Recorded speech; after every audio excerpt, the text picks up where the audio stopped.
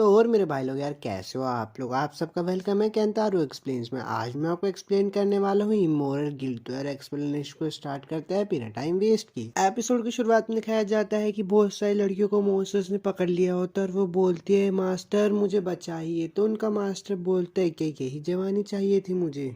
अब हमारे main hero को दिखाया जाता है जिसका नाम है किकरू। वो अपनी जॉब छोड़ना चाहते हैं तो उसकी बॉस पूछती है तुम अपनी जॉब क्यों छोड़ना चाहते हो, अगर तुम्हें कोई दिक्कत हो तुम मुझे बता सकते हो। तो वो बताता है कि मैं 20 साल का हो गया हूँ और मैं अभी तक किसी के साथ रिलेशनशिप में नहीं आया। बचपन से लेके अब तक मैंने सिर्फ मॉन्स्टर को मारने के लिए ट्रेनिंग ली है। इसी वजह से मैं अपनी जवानी के मजे कभी ले ही नहीं पाया। तो उसकी बॉस बोलती है कि हमारे साथ एक और नई लड़की ज्वाइन होने वाली है। तभी वो लड़की अंदर आ जाती है और उसकी बॉस बोलती है शैतान का नाम लिया और शैतान हाजिर। तो वो लड़की अंदर आते ही किकुरु से बोलती है आपसे मिलकर खुशी हुई, मेरा नाम है हितोमुगी। तो उसकी बॉस बोलती है कि हितोमुगी का आज पहला दिन है, क्या तुम उसके साथ मिशन पर जाना चाहोगे।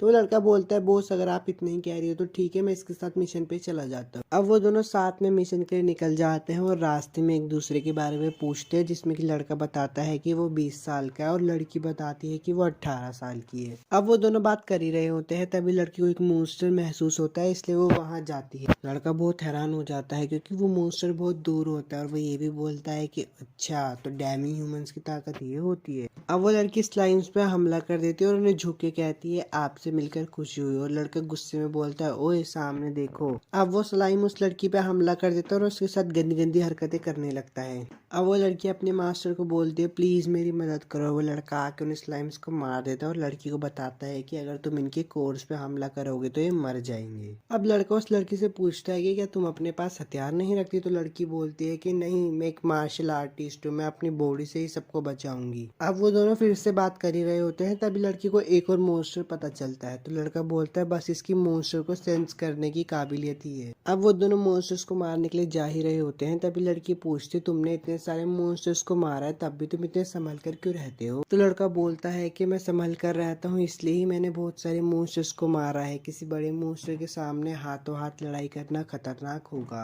अब उन दोनों को एक भालू दिखाई देता है तो लड़का बोलता है इस बार मैं पहले हमला करूंगा तुम पीछे रहना। पर वापिस वही होता है, लड़की वापिस से हमला कर देती है और भालू से पकड़ लेता है तभी लड़का बोलता है कि तुम उसके सामने क्यों गई, एकदम पागल हो तुम। अब वो भालू भी उसके साथ गंदी गंदी हरकतें करने लगता है, इसलिए वो लड़का उस भालू के मार के अपने बॉस के पास आ जाता है। तो उनकी बॉस बोलती है कि वाओ हितोमुगी, तुमने अपने पहले ही मिशन में 2 स्लाइम्स और एक भालू को मार दिया। तो पीछे से लड़का बोलता है कि हाँ तुमने सही कहा, इसने अपने पहले मिशन के हिसाब से बहुत अच्छा काम किया। अब लड़का सीरियस होकर अपनी बॉस से बोलता है कि बॉस मैं ये जॉब छोड़ना चाहता हूँ, पर जॉब छोड़ने से पहले मुझे एक वारिस ढूंढना होगा वरना ये शहर पूरी तरह से तबाह हो जाए। अब उनकी बॉस बोलती है कि किकरू हितोमुगी अभी नहीं आई है, उसका अच्छे से ध्यान रखना। अब उसकी बॉस ये भी बोलती है कि हे किकरू मेरे पास तुम्हारे लिए खुशखबरी है, हमारे साथ एक और नई लड़की ज्वाइन होना चाहती है। और वो ये भी बोलती है कि वो हितोमुगी जैसी क्यूट है। तो लड़का गुस्सा होकर बोलता है कि आप ऐसे मत वो वरना सबको लगेगा कि मैं लड़कियों का भूखा हूँ।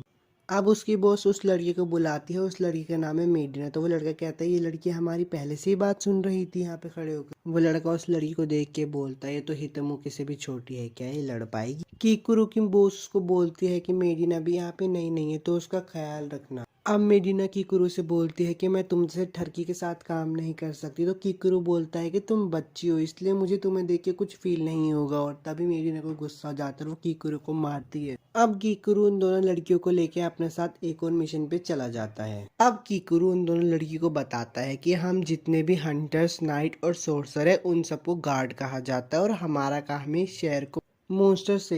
अब किकुरु हितोमुगी को बोलता है कि आज जितना हो सके उतना मैं खतरा टालना चाहता हूँ और मैं कुछ स्लाइम्स भी मारना चाहता हूँ, तो क्या तुम्हें उनकी खुशबू याद है। तो लड़की बोलते कि हाँ मुझे याद है, उन्होंने मेरे साथ कितनी शैतानी हरकत की थी, मैं भूल नहीं सकती। अब किकुरु को एक स्लाइम मिल जाता है और वो हितोमुगी को बोलता है कि आज तुम इससे अपना बदला ले ही लेना। अब वही फिर से सारी हरकतें होती है, स्लाइम हितोमुगी के साथ गंदी हरकतें करने लगते हैं और हितोमुगी किकुरु को बोलते हैं कि प्लीज मुझे बचाओ। तो मेडिना बोलती है जाओ उसे बचाओ। अब किकुरु उस स्लाइम को मार देता है और उसके बाद वो बात कर ही रहे होते हैं तभी फिर से उनके ऊपर एक मेगा स्लाइम हमला कर देता है। अब किकुरु बोलता है कि इसका साइज बड़ा होने की वजह से हम इसके कोर पर इतनी आसानी से हमला नहीं कर सकते, तो संभल कर रहना। अब वो मेगा स्लाइम मेरिनो को उठा के दूर फेंक देता है और किकुरु से जाके बचा लेता है। इसी इसी के चलते मेगा स्लाइम वहां से भाग जाता है। तो हितोमुकी बोलती है कि मास्टर हमें उसके पीछे जाना चाहिए। तो कीकुरु बोलता है रहने दो, आज के लिए इतना काफी है। अब मेडिना कीकुरु को शुक्रिया बोलती है उसको बचाने के लिए। तभी उनकी बॉस बोलती है वाह तुम दोनों में दोस्ती होने लगी। अब कीकुरु मेडिना से उसकी उम्र पूछता है तो मेडिना बताती है कि मैं 15 साल। तो कीकुरु शौक होकर अपनी बॉस को बोलता है कि बॉस प्लीज अगर कोई हमारी पार्टी में जुड़ना चाहे तो वो 18 साल से ऊपर होना चाहिए। मैं नहीं चाहता कि बच्चे पर बुरा असर पड़े। तो इनकी बॉस पूछते कि ऐसा क्या हुआ वहां पे। तो लड़का बोलता है मैं नहीं बता सकता।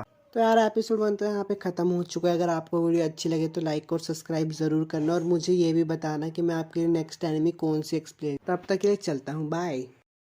तो और मेरे भाई लोग यार कैसे हो आप सब लोग। आज मैं आपको एक्सप्लेन करने वाला हूँ इमोरल गिल्ड का एपिसोड 2। तो चलिए यार एक्सप्लेनेशन को स्टार्ट करते हैं बिना टाइम वेस्ट। एपिसोड की शुरुआत में दिखाया जाता है कि कीकुरु की बॉस उसे बोल रही होती कि हमारे साथ 2 और जवान लड़कियां जुड़ने वाली है तो तुम परेशान मत हो। तो कीकुरु अपने मन में बोलता है कि एक लड़का भी चलेगा, बस मुझे कोई तजुर्बे वाला दे दो। अब वो अपनी बॉस को बोलता है कि उनका ध्यान भी मैं ही रखूं। तो कीकुरु की बॉस खुश होकर बोलती है कि उन 2 नए मेंबर्स में से एक नाइट और एक मैजिशियन है। अब एक लड़की अंदर आती है और बोलती है मुझे तुमसे कुछ ज्यादा उम्मीद नहीं है और आकर टेबल पे सो जाती है। तो लड़का अपनी बॉस से पूछता है कि ये वही लड़की है। तो उसकी बॉस बोलती है कि ये है जादूगर डाना। तो डाना बोलते हैं कि आपसे मिलकर खुशी हुई। तो कीकुरु बोलता है इसकी काबिलियत तो छोड़ो, इसके अंदर तो मुझे काम करने की लगन भी दिखाई नहीं दे। तो कीकुरु की बॉस बोलती है कि मुझे यकीन है उसके दिल में कहीं ना कहीं काम करने की लगन छुपी हुई है। तो लड़की पलट के बोलती है कि मैं काम नहीं करना चाहती। तो कीकुरु बोलता है कि देखा मैंने कहा था ना इसके अंदर काम करने की लगन नहीं है।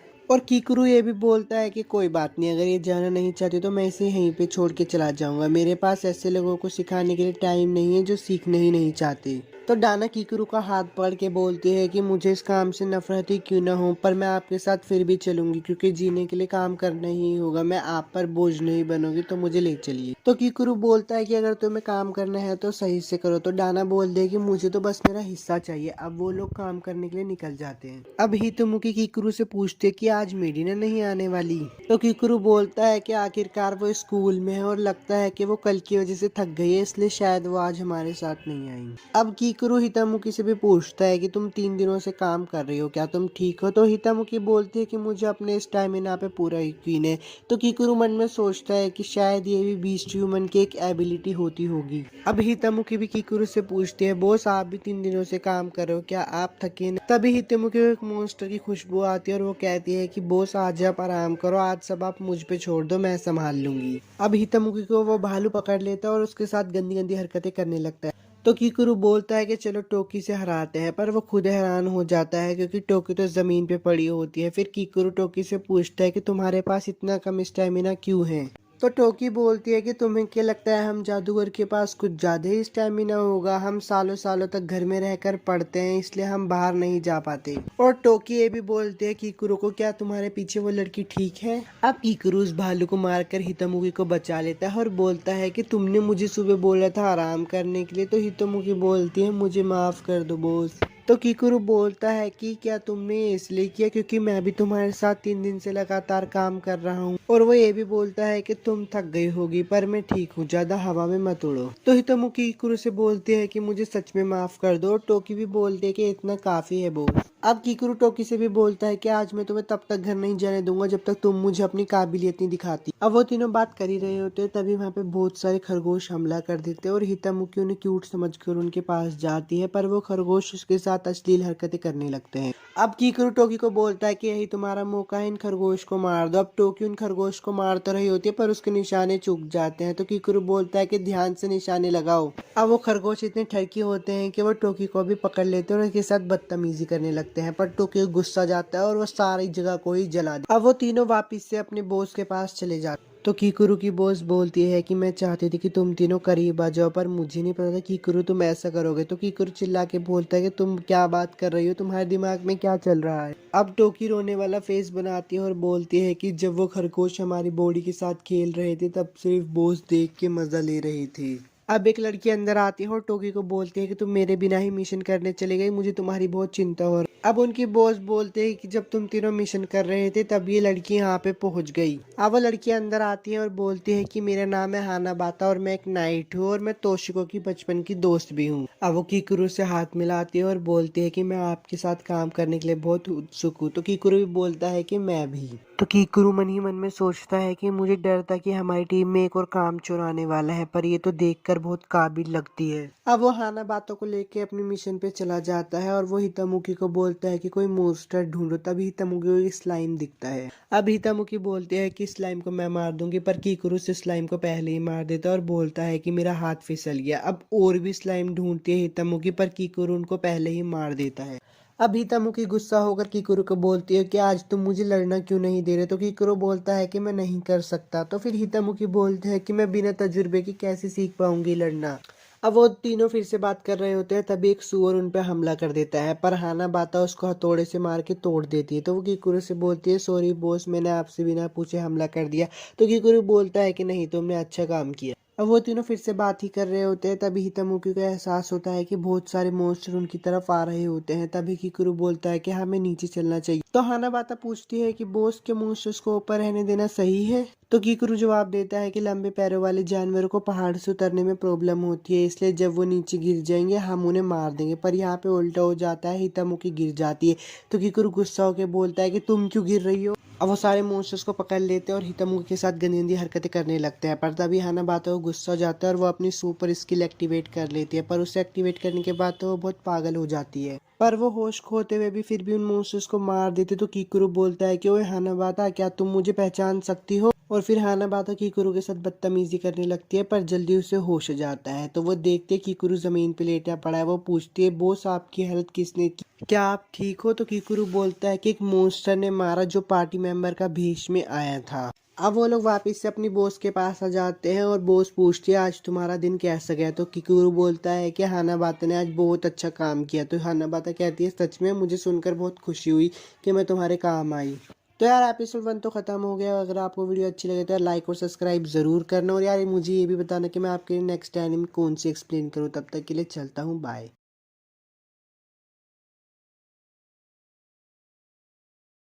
आज मैं आपको इमोरल गिल्ड का एपिसोड 3 एक्सप्लेन करने वाला हूँ। तो चलिए यार एक्सप्लेनेशन को स्टार्ट करते हैं, और अगर आपको वीडियो अच्छी लगी तो लाइक और सब्सक्राइब जरूर कर। एपिसोड की शुरुआत में कहा जाता है कि किकुरु बहुत गुस्सा होता है और बोलता है जितने मेंबर्स बढ़ने के साथ मेरे ऊपर बोझ भी बढ़ रहा है। और वो बोलता है कि अगर मैं सच कहूँ तो अब मैं असली दुश्मन तुम लोगों को मारने लगा हूँ। तो मेडिना बोलती है मैं एक हीलर हूँ, तो मॉन्स्टर से लड़ने का काम तुम लोगों का है। तो किकुरु बोलता है कि कम से कम तुम्हें अपनी खुद की रक्षा तो करनी चाहिए, या फिर मैं सारा ध्यान तुम्हें बचाने में लगाऊं। अब किकुरु कहता है कि कल तुम सब छुट्टी पर हो, पर हितामुकी बोलती है मैं अभी भी एनर्जी से भरी हुई हूँ। किकुरु हितामुकी के सर पे हाथ रखता है और बोलता है कि तुम्हें भी छुट्टी की जरूरत है, तुम 5 दिन से लगातार काम कर रही हो। किकुरु बोलता है कि तुम चारों को कल साथ मिलके कहीं ना कहीं खेलना चाहिए। फिर हाना बाता बोलती है बिल्कुल, मैं भी तुम लोगों के साथ अच्छी दोस्ती करना चाहती हूँ। किकुरु बोलता है कि छुट्टी मैंने सिर्फ खुद को आराम करने के लिए दी, जिससे मेरी बॉडी और मेरा दिमाग बिल्कुल सही रहे। अब पिकनिक का सीन दिखाया जाता है जहाँ पे हितामुकी सबका वेट कर रही होती है। तो हाना-चान वहाँ पे आ जाती है। तो हितामुकी बोलती है मैं इतनी एक्साइटेड थी कि मैं 1 घंटे से पहले ही यहाँ पे आ गई।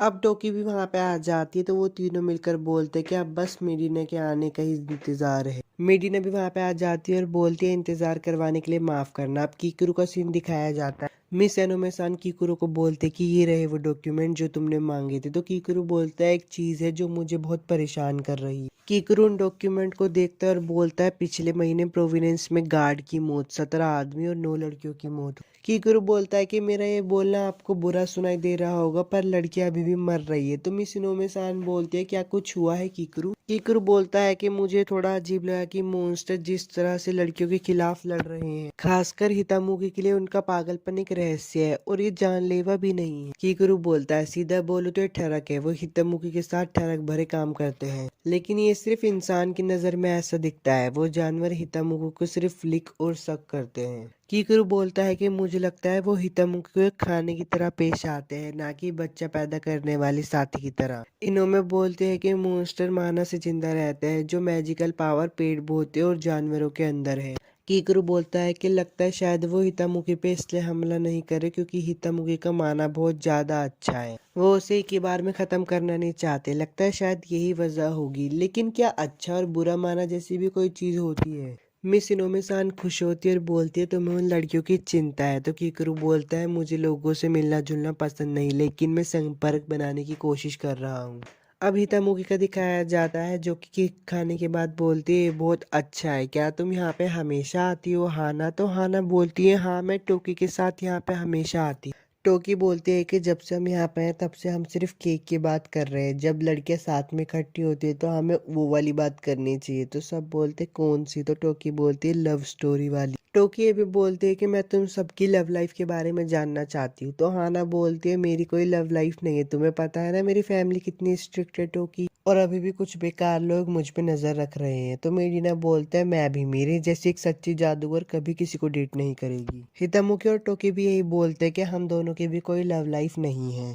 टोकी कहती है कि हो सकता है कि मास्टर हम में से किसी एक को डेट कर ले। तो वो कीकरू को फोन लगाती है और पूछती है हम चारों में से तुम्हें कौन पसंद है? तो कीकरू बोलता है मुझे इनोमेसान पसंद है। इनोमेसान बोलती है तुमने मेरा नाम क्यों लिया? तो कीकरू बोलता है एक ऐसा मैजिक स्पेल है जो लड़कियों को चुप करा देता है। अब वो लोग अपने घर की तरफ जा रहे होते हैं। हितामुकी रास्ते में सोच रही थी आज सबके साथ मजा आ गया। अब उसे कीकरू की खुशबू आती तो वो दीवार पे चढ़ के देखती है, पर वो कीकरू पे ही गिर जाती। उन दोनों की अश्लील हरकतें वो तीनों भी देख लेते हैं और टोकी फोटो खींच के कहते हैं कि अब मैं तुमसे सीधा कोर्ट में मिलूंगी। मिस इनोमे सान भी कीकरू के साथ बाहर जा रही होती है। तो हितामुकी बोलती है तुम हिनोमे सान को इतने खतरनाक इलाके में लेके जा रहे हो की? तो हिनोमे सान बोलते है कि मुझे भी कीकरू के साथ जाने की इजाजत है, मैं कभी कभी उसके साथ जांच करने के लिए चली जाती हूँ। अब वो लोग रास्ते में मॉन्स्टर्स को ढूंढ रहे होते हैं।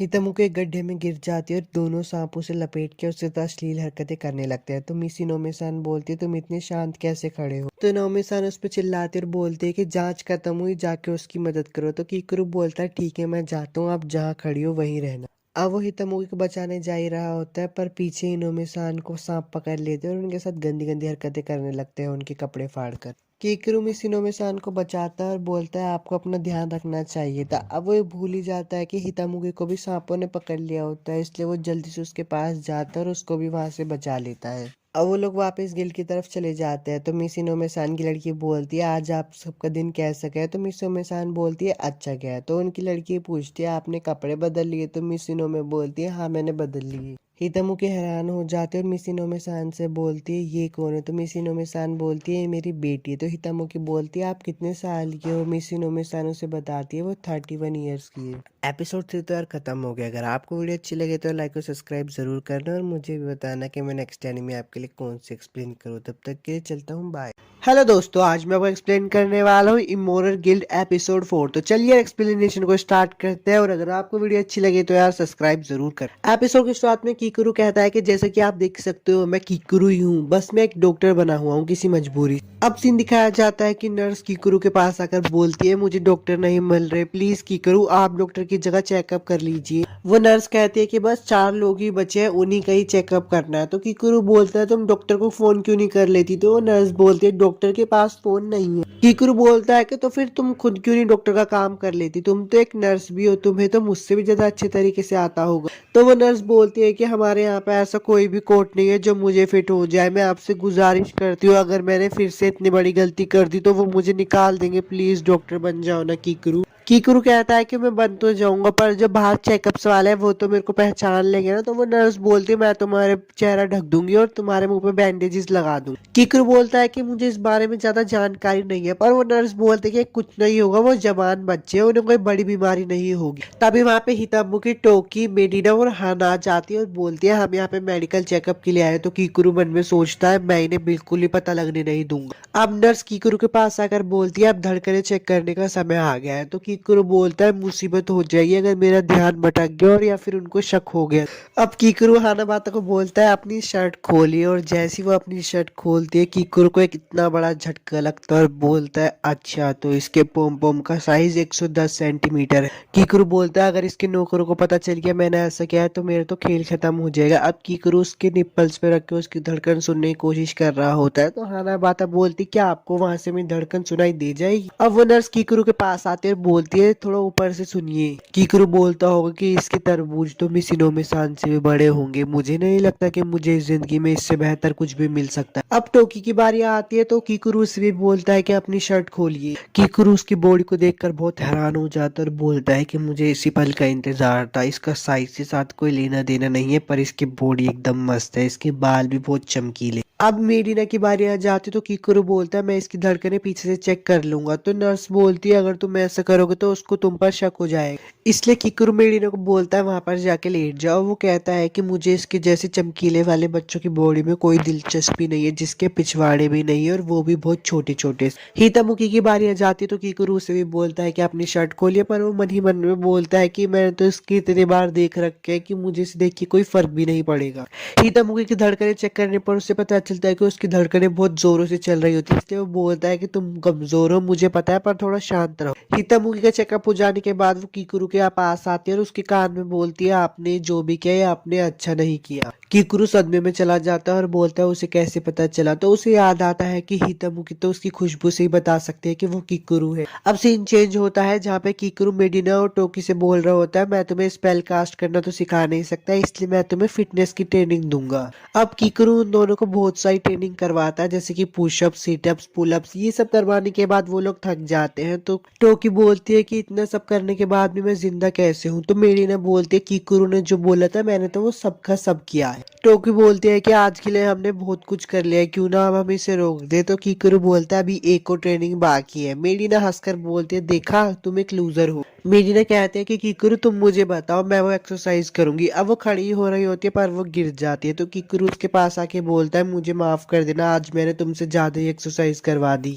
कीकरू बोलता है कि आज तक मैंने किसी को ट्रेनिंग नहीं दी, शायद मैं कोच में थोड़ा अभी खराब हूँ। तो मेडिना बोलता है मेरा बस पैर स्लिप हो गया था। कीकरू बोलता है कि चलो अब घर चलते हैं मेडिना, मैं तुम्हें अपनी पीठ पर उठा लूंगा। पर मेडिना बोलती है अगर तुमने मुझे पीठ पर बिठाया तो हमारी बॉडी पास आ जाएगी। टोकी मेडिना के पास जाती है और बोलती है कि तुम खूबसूरत तो हो लेकिन तुम्हारी बॉडी में कुछ नहीं है। तो मेडिना बोलती है मुझे ऐसा मत बोलो। अब टोकी बोलती है तुम्हारा कुछ नहीं हो सकता। अब टोकी नीचे बैठ जाते तो मेडिना बोलती है तुम ये क्या कर रही हो। तो टोकी बोलती है मैं तुम्हें उठाकर सिटी तक ले चलूंगी, आओ और मेरी पीठ पे बैठ जाओ। अब वो लोग घर जा रहे होते हैं तो कीकरू सोचता है टीम वर्क में सिर्फ अपने ऊपर ही इतना भरोसा नहीं होना चाहिए, लेकिन अपने पार्टी मेंबर के ऊपर भी भरोसा रखने की जरूरत है। टोकी गिर जाती है और बोलती है कि अब मैं और नहीं कर सकती। मेडिना के सर में लग जाती है और वो रोने लगती है, कहती है तुम किसी को उठा भी नहीं सकती और अपने आप को फिर ठीक भी कर लेती है। एपिसोड 4 तो खत्म हो चुका है। अगर आपको वीडियो अच्छी लगे तो यार लाइक और सब्सक्राइब जरूर करना और मुझे ये भी बताना कि यार मैं नेक्स्ट एनिमे कौन सी एक्सप्लेन करूँ। यार इस साल मेरा गोल है 1000 सब्सक्राइबर्स को कंप्लीट करने का, तो यार प्लीज आप सब लोग करवा। हेलो दोस्तों, आज मैं आपको एक्सप्लेन करने वाला हूँ इमोरल गिल्ड एपिसोड 5। तो चलिए एक्सप्लेनेशन को स्टार्ट करते हैं। और अगर आपको वीडियो अच्छी लगे तो लाइक और सब्सक्राइब जरूर करना। एपिसोड की शुरुआत में कहा जाता है कि कीकरू बोलता है हम बहुत देर से लड़ रहे हैं और ये मेरे लिए भी की अच्छी एक्सरसाइज थी। तभी हाना बाता बोलती है आखिरकार मैं तुम्हारे खिलाफ कुछ नहीं हूँ, मैं तुम्हारे ऊपर एक भी हमला नहीं कर पाई। कीकरू बोलता है हाँ तुम्हारे हमले मेरे लिए बहुत जानलेवा होते, इसलिए मैं भी बहुत सावधान था। सिर्फ एक ताकत के मामले में तुम एक नाइट से ज्यादा ताकतवर हो हाना बाता, पर जब तुम दुश्मन से कमजोर होती हो या इमोशनल होती हो तो तुम्हें फ्रेंजी इस्तेमाल करने की आदत लग गई है। इसे तब इस्तेमाल मत करना जब तुम्हारे पार्टी मेंबर आसपास हो। तो हाना बाता बोलती है अगर आप कह ही रहे हो तो ठीक है और मुझे माफ भी कर देना। कीकरू मन में सोचता है ये सही बात है, अगर मैं उसे फ्रेंजी के बारे में बता नहीं सकता तो मैं उसे उसकी गलतियों के बारे में बता सकता हूँ, जिससे मैं भी सुरक्षित रहूंगा। ये कहना गलत नहीं होगा कि आज की ट्रेनिंग इसलिए थी ताकि मैं उसे ये सब बता सकूं। हितामुखी बोलती है हाना चान अगर आपका पानी खत्म हो गया तो आप मेरा भी ले सकते हो। पर हाना बाता बोलती है तुम्हारे पास तो वैसे ही बहुत कम है। तो कीकरू बोलता है हितोमुखी तुम आराम से पानी पियो, मैं हाना बाता को अपना पानी दे देता हूँ। कीकरू हाना बातों को पानी पीने के लिए दे देता है। अब वो हितोमुखी को बोलता है मैं तुम्हारी भी गलतियां बताता हूँ, तुम ज्यादा भागती हो, हालांकि तुम्हारे पास मेरे से ज्यादा स्टैमिना है, पर फिर भी तुम बहुत थक जाओगे अगर तुम इतने ज्यादा भागोगी तो। हाना बाता जैसे ही बोतल पीती है उसके फ्रेंजी बाहर आ जाते हैं। कीकरू ये देखकर वहां से दुम लगाकर भाग जाता है। हाना बाता कहती है कीकरू कहाँ है हितोमुखी मुझे बताओ।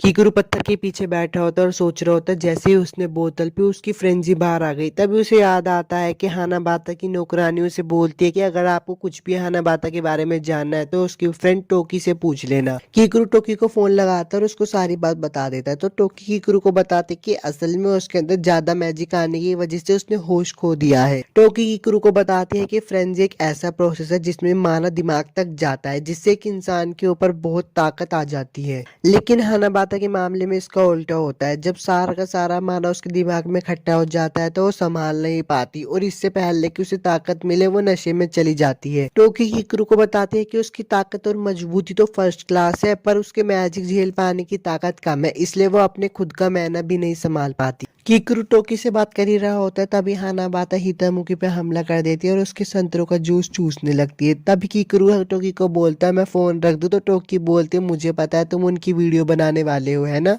कीकरू बोलता है नहीं, मैं तो बस हितामुकी की मदद करने जा रहा हूँ क्योंकि उसने मेरी मदद की और मेरी जगह वो हमला झेल रही है। तो टोकी बोलती है मेरे पास एक आइडिया है, क्यों ना तुम उसके सामने घायल होकर जाओ। तो कीकरू बोलता है क्यों। टोकी बोलती है वो तुम्हें पसंद करती है, अगर वो तुम्हें घायल देखेगी तो वो कुछ भी लापरवाही नहीं करेगी। हितामुकी हानाबाता के सामने जख्मी होकर आ जाता है और बोलता है मैं ड्रिंक्स लेने गया था और एक और हंटर ने मेरे ऊपर हमला कर दिया, इसलिए अगर तुमने मुझ पे हमला किया तो मैं मर जाऊंगा। हानाबाता बोलती है आप बहुत दर्द में लग रहे हो और उसका अंगूठा चूसने लगती है। उसका अंगूठा चूसने के बाद बोलते है क्या आपका दर्द थोड़ा सा ठीक हुआ। तो कीकरू बोलता है मेरे गालों में दर्द हो रहा है, तो वो उसके ऊपर लेट जाती है। कीकरू हितामुकी को बोलता है इसे गलत मत समझ लेना, अब ये हालात को संभालने के लिए यही सबसे बेहतर रास्ता है और मुझे खुशी है कि तुम मेरे साथ हो। अगर मैं इसे संभालने का रास्ता निकाल लूं तो फ्रेंजी एक बुरी टेक्निक नहीं है।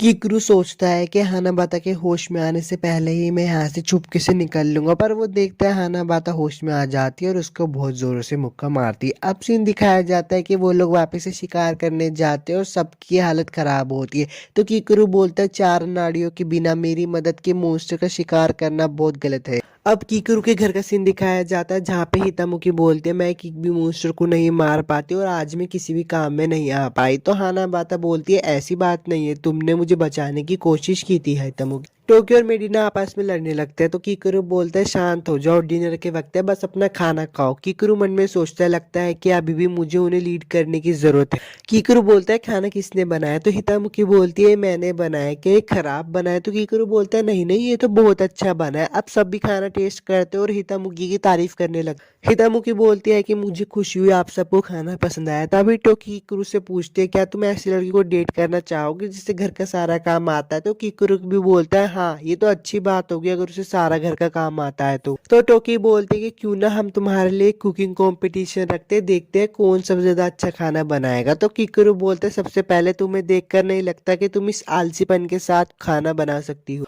और तुम दोनों ने तो कभी कुकिंग की ही नहीं है। वो दोनों उठते हैं और बोलते हैं हम दोनों को कम मत समझिए सर, बस क्योंकि हमने कभी कुकिंग नहीं किया इसका मतलब ये नहीं कि हमारी कुकिंग बहुत खराब है। वो सब के सब खाना बनाने के लिए चले जाते हैं। तो कीकरू बोलता है लगता है मेरे आम बर्ताव से लड़कियों की इज्जत को ठेस पहुंची है। कीकरू बोलता है मैं जरा उन लोगों को देख कर आता हूँ। कीकरू मेडिना को खाना बनाते हुए देखकर बहुत हैरान हो जाता है और बोलता है ये तुम कैसे खाना बना रही हो। तो मेडिना बोलती है कुकिंग का मतलब ही है वजह ढूंढना। कीकरू बोलता है दुनिया के सभी कुक्स और डिटेक्टिव से मैं माफी चाहता हूँ। कीकरू बोलता है कि टोक्यो और हानाबाता बाहर खाना बना रहे हैं, मुझे लगता है वो मेडिना से अच्छा खाना बना रहे होंगे, पर जब वो बाहर आकर दिखता है तो वो खुद हैरान हो जाता है और वो टोक्यो पे गुस्सा करने लगता है और बोलता है मैंने पहले कभी किसी को वेल्डिंग मास्क पहन कर कुकिंग करते हुए नहीं देखा। टोकी बोलते हैं मेरे लिए कुकिंग का मतलब है सही से करना। तो कीकरू बोलता है सभी नई लड़कियां मुझे कुकिंग करना सिखा रही है। अब वो हानाबाता को देखने के लिए जाता है। हानाबाता बोलती है तुम गलत बोल रही हो टोकिशी को, कुकिंग का मतलब है ध्यान से करना। तो कीकरू बोलता है तुम बिल्कुल एक जैसा बोल रही हो लेकिन पागलपन बाकी दोनों के बराबर का है। अब खाना चखने का समय आ जाता है। तो कीकरू बोलता है मेरे लिए खाना बनाने के लिए बहुत बहुत शुक्रिया, पर खाना चखने से पहले मेरी एक शर्त है, इस खाने को तुम्हें खुद पहले चखना होगा। वो तीनों गुस्सा हो जाते हैं, बोलते ये बात आपने बुरी बोली मास्टर। तब भी कीकरू बोलता है मुझे अच्छा लगेगा अगर तुम मुझे से पॉइजन टेस्टिंग ना बोलने के लिए शुक्रिया बोलते। तो वो तीनों जैसे ही अपने खाने को पहले चखते हैं उनके कपड़े फट जाते हैं और बोलती है मास्टर इधर मत देखिए। तो कीकरू बोलता है तुम सबके खाने को देखकर तो बताना मुश्किल है कि कौन फर्स्ट है और कौन सेकंड। हितामुकी उन सबको कपड़े पहना देती है। अब कीकरू आता है और बोलता है तुम सबने अच्छे खाने को बर्बाद कर दिया। टोकी ने एक ब्रेक का हैंड इस्तेमाल किया और लेकिन मेडिना ने कीमती हिस्सा इस्तेमाल कर दिया। मेडिना हितामुकी से पूछती है वो कीमती हिस्सा क्या था। हितामुकी बोलती है मुझे भी नहीं पता। तो मेडिना बोलती है आप झूठ भी मत बोलो, मुझे बता बता दो।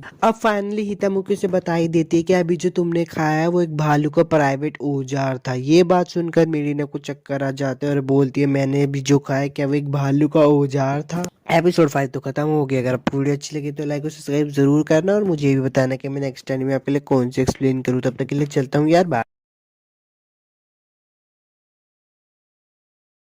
इमोरल गिल्ड एपिसोड 6 में आप सभी का स्वागत है। अगर आपने पुराने पार्ट्स नहीं देखे तो यार क्या कर रहे हो, पहले उन्हें जाकर देखो। तो यार एक्सप्लेनेशन को शुरू करते हैं। अगर वीडियो अच्छी लगी तो लाइक और सब्सक्राइब जरूर करना। एपिसोड की शुरुआत में दिखाया जाता है कि हितामुकी बोलती है आज मैं, किकुरु और मिडिना एक क्वेस्ट करने जा रहे हैं और हानाबाता और टोशी एक फिजिकल ट्रेनिंग कर रहे हैं। हानाबाता टोकी को बोलती है अब तुम्हें 300 पुशअप लगाने और 300 सिटअप्स लगाने। ये बात सुनकर टोशी बोलती है हे दुनिया, मुझे नहीं लगता आज मैं वापस लौट पाऊंगी। किकुरु बोलता है कि हम हमेशा की तरह आज मॉन्स्टर को हंट नहीं करेंगे, हम आज एक लूपी साइलेंस फ्लावर इकट्ठा करने की क्वेस्ट पर आए हैं। मेडिना बोलते हैं लूपिन साइलेंस ये कैसा फ्लावर है, तो किकुरु से बताता है ये एक ऐसा फ्लावर है जो अपने अंदर से एक आवाज रोकने का असर छोड़ती है। मेडिना बोलती है अच्छा तो फिर हम आवाज नहीं निकाल पाएंगे, तो किकुरु बोलता है आवाज न निकालने से मुझे और हितामुकी को दिक्कत नहीं होगी क्योंकि हम फिजिकल अटैक्स इस्तेमाल करते हैं, लेकिन तुम मैजिक करने के लिए बोल नहीं पाओगी। उन्हें इक्विपमेंट और मेडिसिन के लिए जरूरत के सामान के हिसाब से इकट्ठा करने के साथ ही वो गार्ड्स को बहुत दिक्कत देते हैं, इसलिए हम गार्ड्स की मदद भी कर रहे हैं। तो मेडिना बोलती है आज हम किसी मॉन्स्टर से लड़ने नहीं वाले, तो किकुरु बोलता है नहीं, हमें अभी उन पर हमला नहीं करने की जरूरत है। किकुरु हितामुकी को बोलता है आगे देखकर चलो। हितामुकी बोलते ठीक है बॉस, आज मैं अच्छे से काम करूंगी, और तभी वहां पे गिर जाती है। मेडिना से बोलती है बस अपना आधा ध्यान दूसरों पर और आधा ध्यान खुद पर रखो, ठीक है।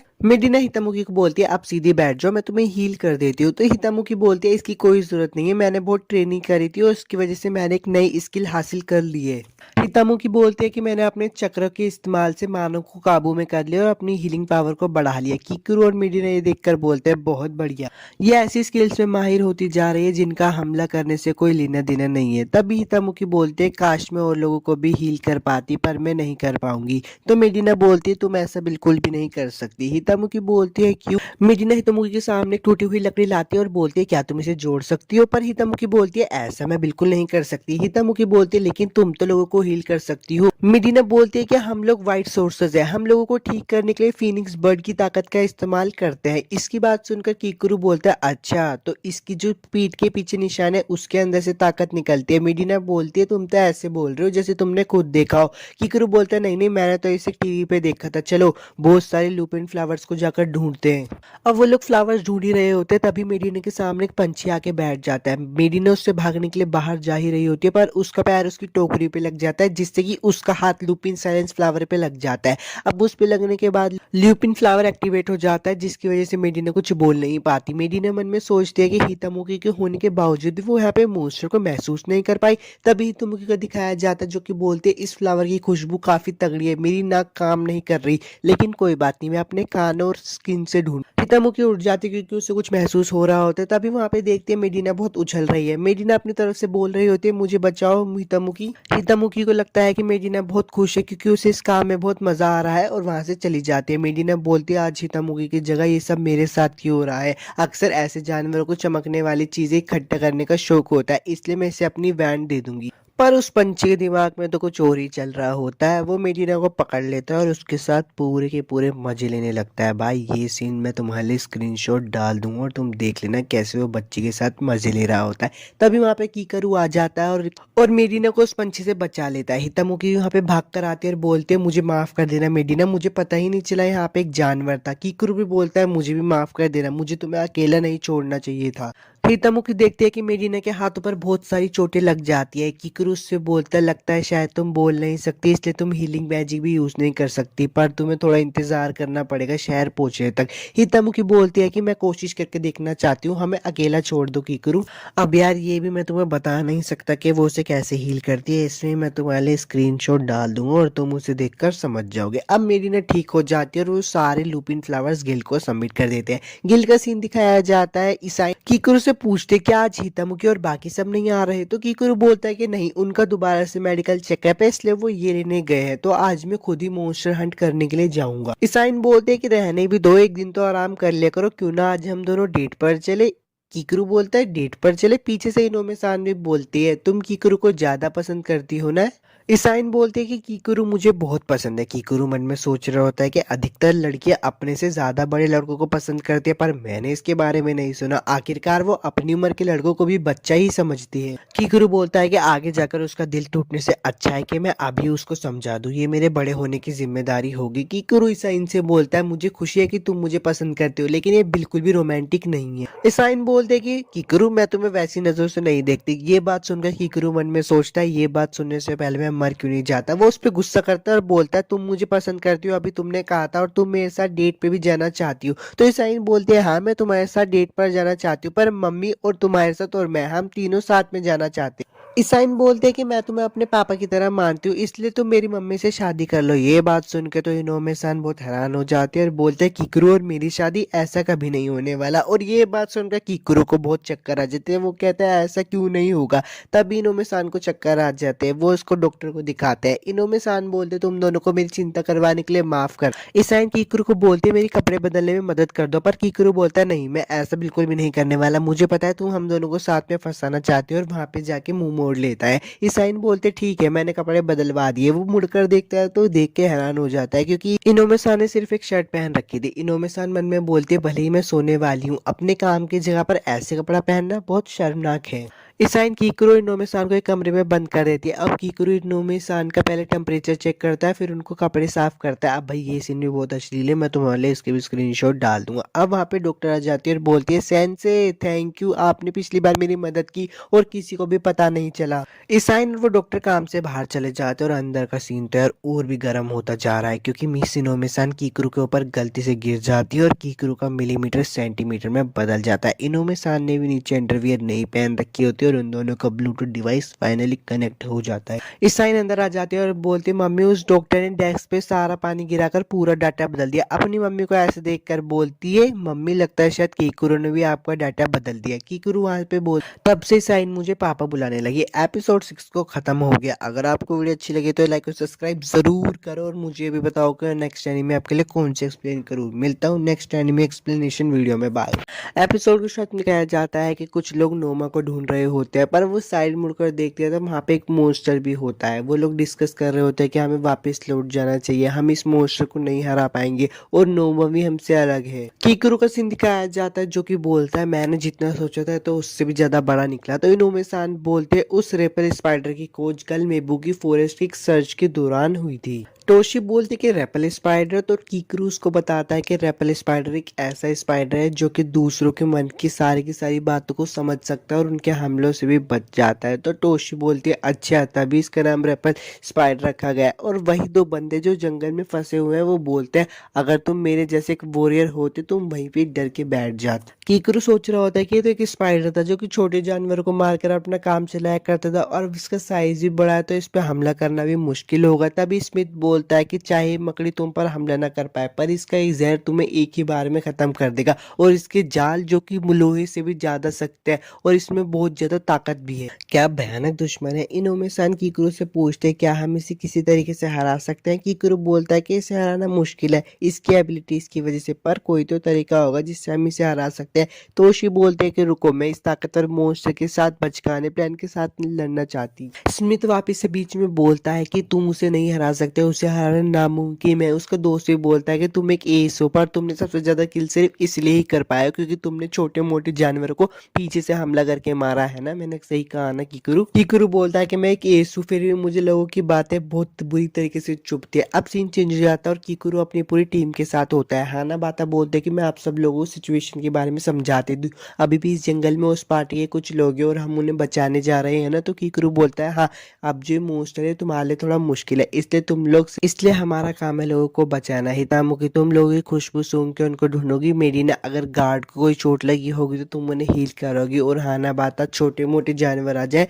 तो तुम उनको मार देना। हालांकि मुझे तुम सबके लिए सही काम देना चाहिए था पर मुझे पता है अगर मैं उन सब लोगों को सही काम देता तो प्लान के हिसाब से कुछ भी नहीं होता। वो लोग बच जाते हैं। हाना बाता हितमुखी और मिडना एक टीम में होते हैं और कीकरू टोशी एक टीम में होते हैं। वो लोग अपने रास्ते पे चले जाते हैं तो टोकी कीकरू से बोलते हैं अगर तुम्हें उनकी इतनी ज्यादा फिक्र है तो तुम उनकी साथ क्यों नहीं चले जाती। किकरू बोलता है कि वो लोग वहाँ पे ज्यादा सुरक्षित है यहाँ की जगह और वो लोग भी अपने मिशन पे चले जाते हैं। तोशी बोलते हैं काश मैं भी रेस्क्यू टीम में होती, मेरा यहाँ पे कोई काम नहीं है, मैं तुम्हारे किसी भी काम नहीं आ पाऊंगी। तो किकरू बोलता है कि हार मानने से पहले थोड़ा सोच लो।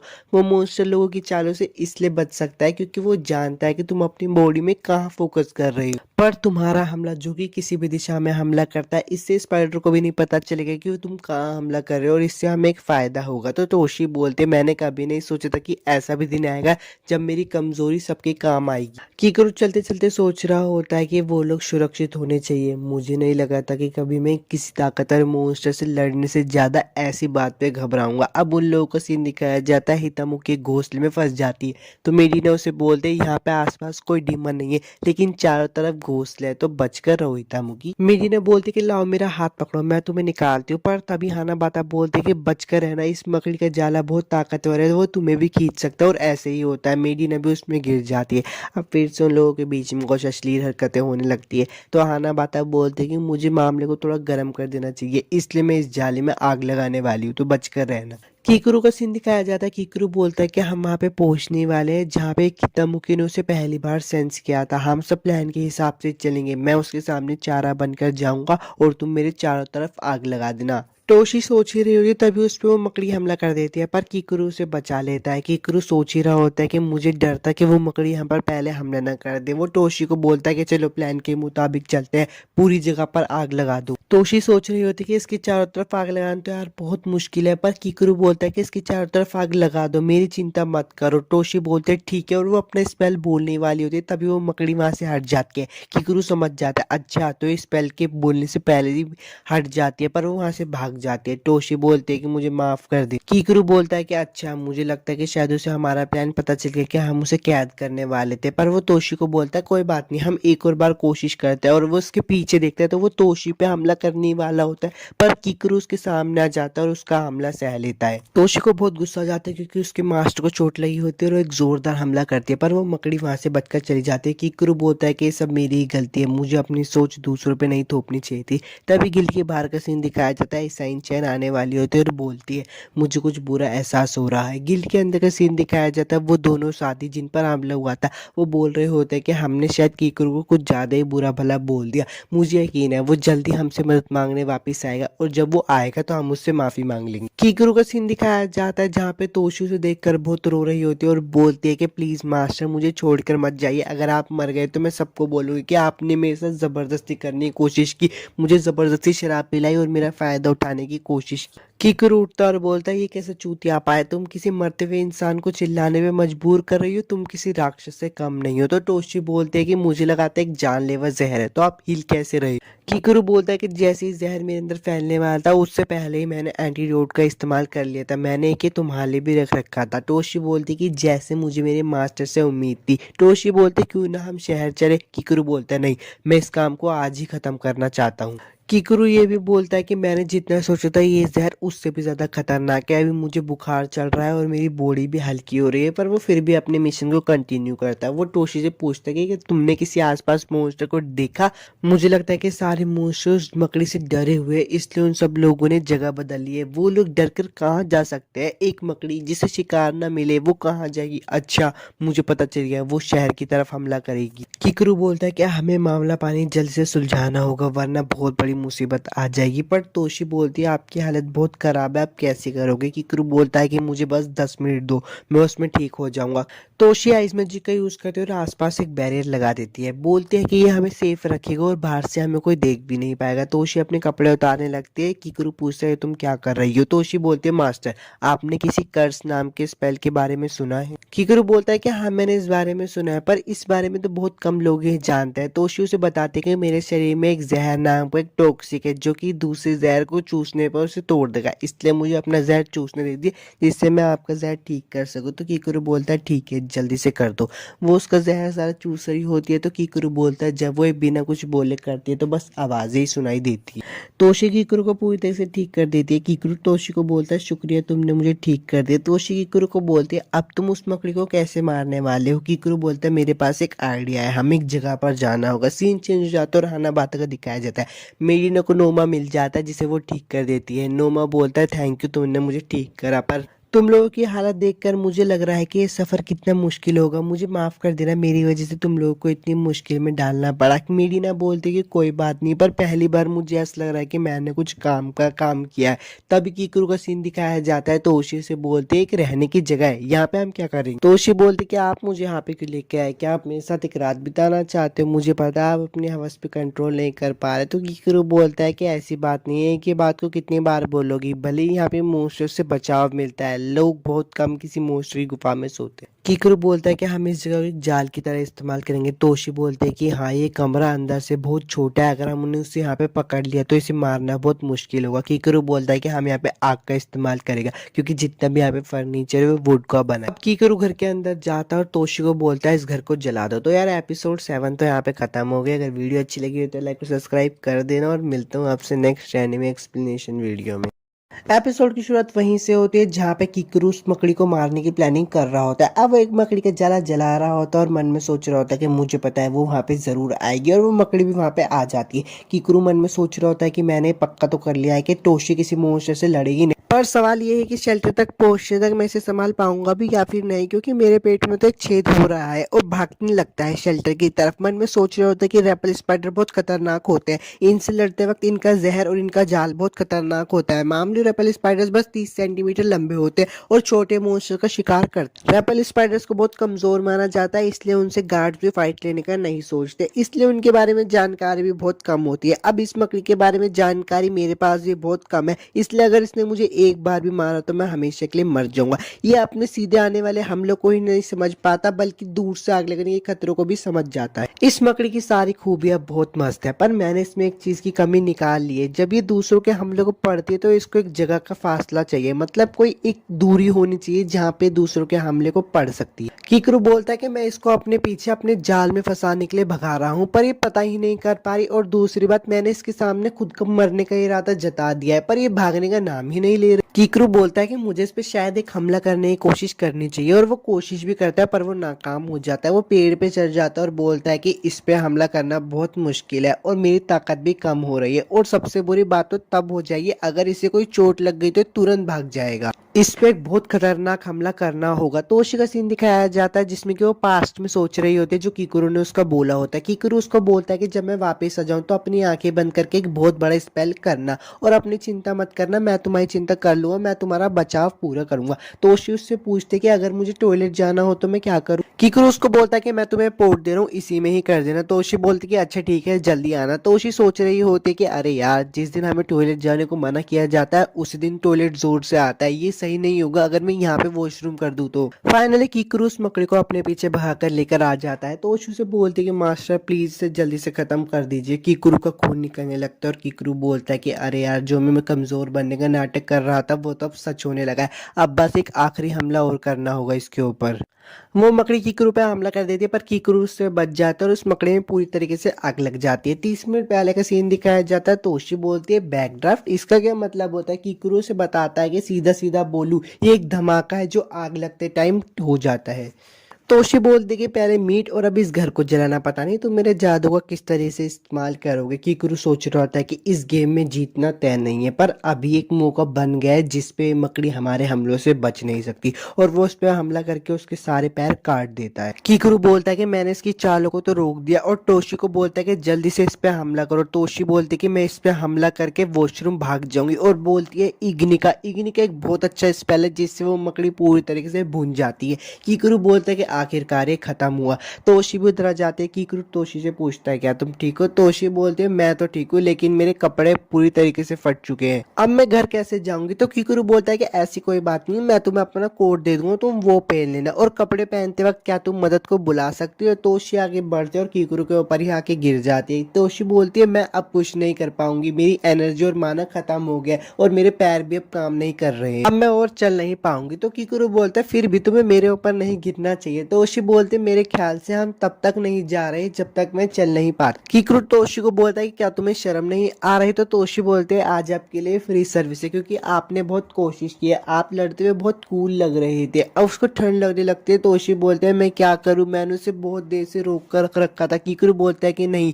यहाँ पे मत करना। तोशी बोलती कि ये तो बिल्कुल ऐसे जैसे पुल के नीचे पानी बहना हो। सीन चेंज हो जाता है और कीकरू का सीन दिखाया जाता है जो कि सोकर उठा होता है और बोल रहा होता है कि मैं अभी भी बहुत ज्यादा थका हुआ हूँ। उस मकड़ी ने जो मुझे चोट दी थी उसका जख्म तो चला गया पर उसमें दर्द बहुत ज्यादा हो रहा है। तभी उसके घर की बेल बजती है और वहाँ पे हितामुखी होती है। वो गेट खोल के देखता है तो हितामुखी बोलते गुड मॉर्निंग। कीकरू बोलता है तुम यहाँ पे क्या कर रही हो? तो हितामुखी से बोलते कि मैंने सुना कि कल तुमने खुद पर बहुत ज्यादा जोर डाल दिया और तुम बीमार भी हो, इसलिए मैं तुम्हारी मदद करना चाहती हूँ। अंदर का सीन दिखाया जाता है। हितामुखी कीकरू के लिए खाना बनाते हैं। कीकरू बोलता है कि हमेशा की तरह बहुत टेस्टी है। कीकरू हितामुखी को बोलता है कि मुझे माफ कर देना, मेरी वजह से तुम्हें परेशानी हूँ। मैं सुबह उठाई था और मैंने कुछ खाना नहीं खाया था, तुमने मेरे लिए खाना बनाया इसके लिए शुक्रिया। और मन में सोच रहा होता है कि शुक्रिया कि हितामुखी को खाना बनाना आता है, अगर वो तीनों होती तो मैं कब का गहरी नींद में चला जाता वापिस से। हितामुखी कीकरू से पूछते कि क्या तुम अभी ठीक हो? तो कीकरू बोलता है हाँ मैं ठीक हूँ, मैंने मेरीना को बोल दिया था कि वो मुझे ठीक कर दे, पर पागलों की तरह उछल कूद करने की वजह से मैं अभी भी थोड़ा थका हुआ हूँ, पर कोई जख्म नहीं है। हितामुखी बोलते कि मैंने सुना था कि तुम्हें जानलेवा चोट लगी है,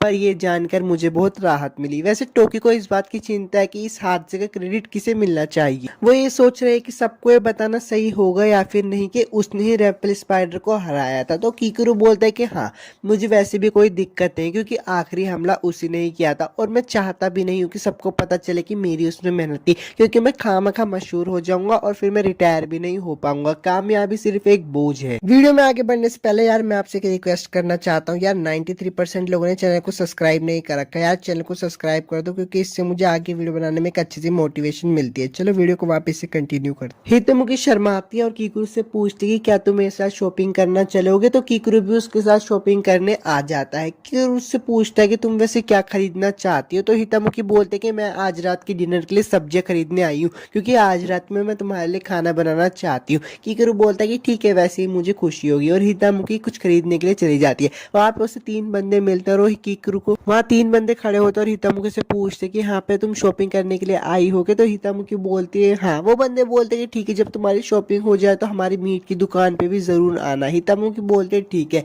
ये सब देखकर कीकरू हितमुखी से जाकर बोलता है कि तुम्हें यहाँ पे आए हुए ज्यादा दिन नहीं हुए हैं ना? तो हितमुखी बोलते हैं हाँ मुझे यहाँ पे बस 1 महीना होने ही वाला है। वो सोचता है इतनी जान पहचान। वो बंदे दोबारा से हितमुखी को बोलते कि हमारे पास कुछ नई लोकियां आई है, मैं तुम्हें कुछ मुफ्त में दे दूंगा। कीकरू मन में सोच रहा होता है कि है मैं तो यहाँ पे 10 सालों से रह रहा हूँ पर मुझे तो आज तक कभी भी किसी ने फ्री में नहीं दिया। वो बंदा एक खीरा लेके आता हितमुखी से पूछता है कि ये खीरा बड़ा है ना? तो हितमुखी ये बोलती है हाँ ये तो बड़ा है। वो कहता है कि तुम इसे खाना बनाने के साथ कहीं और भी इस्तेमाल कर सकती हो। हितमुखी बोलते है कहीं और से तुम्हारा क्या मतलब है? अच्छा। कीकरू ये चीज समझ जाता है कि वो लोग इसे छेड़ रहे हैं।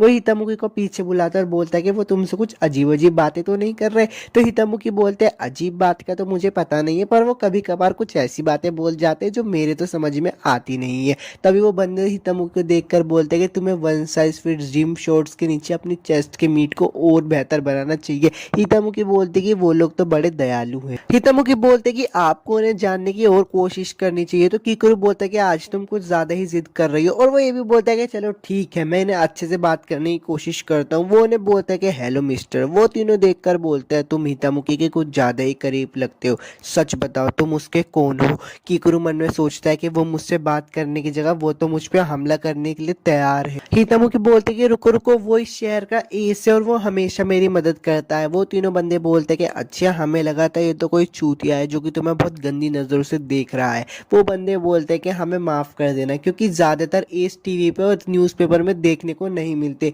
तुम्हें नहीं पहचानने के लिए हम दिल से माफी मांगते हैं। और वो हितमुखी और कीकरू को दोनों को टमाटर फ्री में दे देते हैं। कीकरू सोच रहा होता है कि इन्होंने मुझे टमाटर फ्री में दिया और वहां से चल देते हैं। वो लोग पूरे दिन बहुत ज्यादा शॉपिंग करते हैं और अब वो घर की तरफ जा रहे होते हैं। कीकरू हितमुखी से बोलता है कि तुम्हारा शुक्रिया, तुम्हारी वजह से आज मुझे सिर्फ फ्री की चीजें मिलती रही और लोगों ने भी मेरे को मोस्टर्स को मारने के लिए शुक्रिया बोला। तो हितमुखी बोलते कि मैं ये सोच रही हूँ कि मुझे उनके लिए क्या बनाना चाहिए। कीकरू बोलता है अच्छा तो वो तुम्हें फ्री में सामान नहीं देते, तुम भी उनको देती हो। तभी वहां पे 2 भाई आ जाते हैं और बोलते हैं हितमुखी दीदी हमारे साथ खेलो ना। कीकरू बोलता है कि ये दोनों कौन है? हितमुखी से बताते हैं कि ये मेरे पड़ोस के बच्चे और मैं कभी इनके साथ खेला करती हूँ। तो कीकरू बोलता है अच्छा, हितामुकी उसे बोलते कि तुम्हें कोई प्रॉब्लम तो नहीं होगी ना। तो कीकरू बोलता है कि नहीं नहीं, मैं वैसे भी घर जाकर आराम कर लूंगा। अब वो हितामुकी उनके साथ खेलने लगती है। हितामुकी कीकरू को बताती है कि मैं इनकी दुश्मन बनती हूँ और ये लोग मेरे पे हमला करते हैं। कीकरू बोलता है कि मैं तुम्हें दुश्मन बनते हुए सोच भी नहीं सकता। वो बच्चा हितामुकी पे हमला ही करने वाला होता है, पर वो रास्ते में गिर जाता और गिर कर रोने लगता है। तो हितामुकी बोलते हैं कि कोई बात नहीं, चोट तो लग जाती है, और उसको अपने पास बुला लेती है। वो बच्चे के दिमाग में तो कुछ और ही चल रहा होता है, वो तो हितामुकी के मजे ले रहा होता है। दूर से कीकरू देखकर बोलता है कि अरे नहीं, मैं सही समझ गया, ये लोग वही चीज कर रहे हैं। वो लोग हितामुकी को बांध देते हैं और उसके साथ बड़ी गंदी चीजें करते हैं। ये मैं स्क्रीनशॉट डाल दूंगा, तुम उसमें देख लेना। कीकरू बोलता है कि मैं अगर इनको कुछ कह भी तो नहीं सकता ना, ये वो मॉन्स्टर नहीं है, वरना मैंने भी मार देता, क्योंकि ये बच्चे हैं।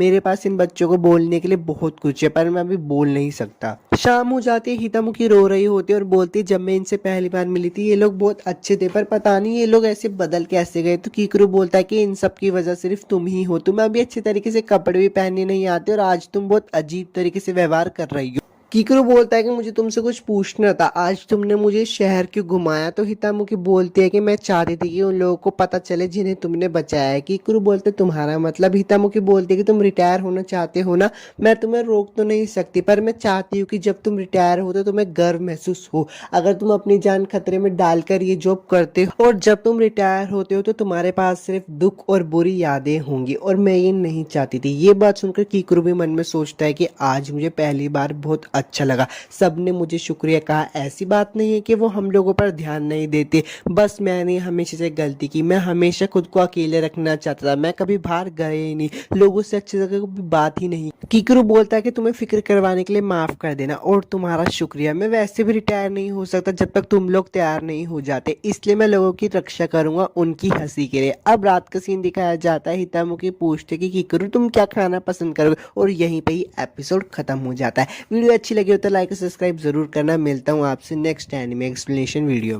एपिसोड की शुरुआत में कीकरू बोलता है कि मुझे लगता है इस हथियार को इस्तेमाल किए हुए सदियां बीत गई है। जब से मैं उन लड़कियों से मिला हूं तब से मेरा दुश्मन के सामने जाना ज्यादा हो गया है। मुझे डर है कि कहीं मैं इन लोगों पर ही हमला न कर दूं। तभी नोमा बोलता है कि क्वेस्ट शुरू करने के बाद से हम 10 लोग भेज चुके हैं। कीकरू बोलता है कि ये बस एक आम जगह है जहाँ पर हम हितोमुखी की मोस्टर को पहचानने की काबिलियत के साथ है। अब वो उस लड़की के बारे में बताता है कि एक लड़की है जिसका नाम है नोमा, और इसी लड़की ने हितोमुखी और बाकियों की मदद की थी जब रैपल स्पाइडर ने हमला किया था, और इसने बोला कि वो हमसे कुछ चीजें सीखना चाहती है, तो वो साथ चली आई। नोमा बोलते है कि इन्हें हराना बहुत मुश्किल है, पर मुझे किसी तरह ये करना सीखना होगा। कीकरू बोलता है कि मुझे इसका ध्यान रखना होगा क्योंकि मैं इसे अपने साथ लेकर आया हूँ। मुझे पता है इसके पास भी कोई बम होगा जिसे मुझे संभालना पड़ेगा। कीकरू बोलता है कि तुमने मुझे बोला था कि तुम हमसे कुछ चीजें सीखना चाहती हो, पर तुम्हारे पास तो अपने खुद के पार्टी मेंबर्स हैं ना। मुझे पता है वो सब लड़ने लायक नहीं है, पर असल में वो ज्यादा ताकतवर गार्ड्स है जिनके पास मुझसे भी ज्यादा तजुर्बा है। नोमा बोलते हैं कि सैनलिक और यो दोनों ही मुझे छोड़कर मेबुकी सिटी जा चुके हैं। उन्होंने तुम्हारा मजाक उड़ाया था कि तुम रैपल स्पाइडर को नहीं हरा पाओगे, पर तुमने उस स्पाइडर को हरा दिया, इसलिए शायद उनकी शान को चोट लगी है।